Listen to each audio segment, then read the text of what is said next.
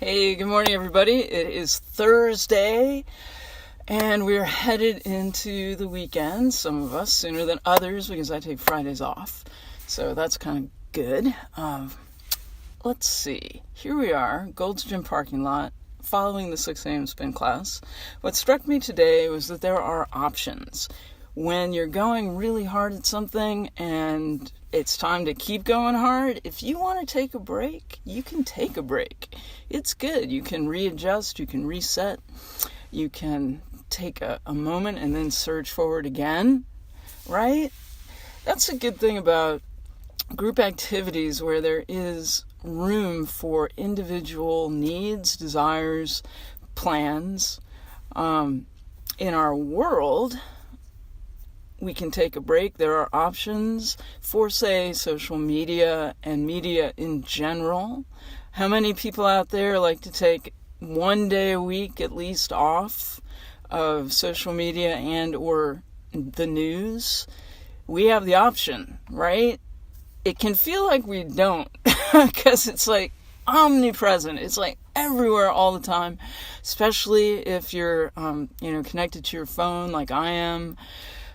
So on my day off, I like to take a break from that. I generally don't check my email. That is a really good spiritual practice, I've found, because when I'm not checking my email, I can focus on other things which are important in my life. So I'm not checking the email sometimes, maybe not texting, if it's my day off and I get a text that isn't urgent, I might wait a little while to get back to that. By the way, people out there, and if I am your clergy person, if you need me on my day off, call me. Ring me up. Actually, use the digits, and I will be available. But all the other ways, not so much. And options for how to deal with this world we're in, where the news is so distressing sometimes, we have the option to pull back. Never forget that. You have individual abilities to take a break.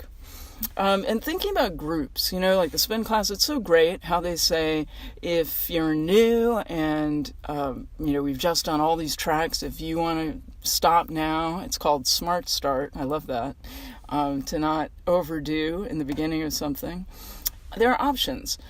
I think the best spiritual groups that we're in, the best faith communities of whatever type, are ones that give us a lot of personal control, in a sense, a lot of personal decisions. You get to make decisions about how you approach things, what you want to do, what you don't want to do.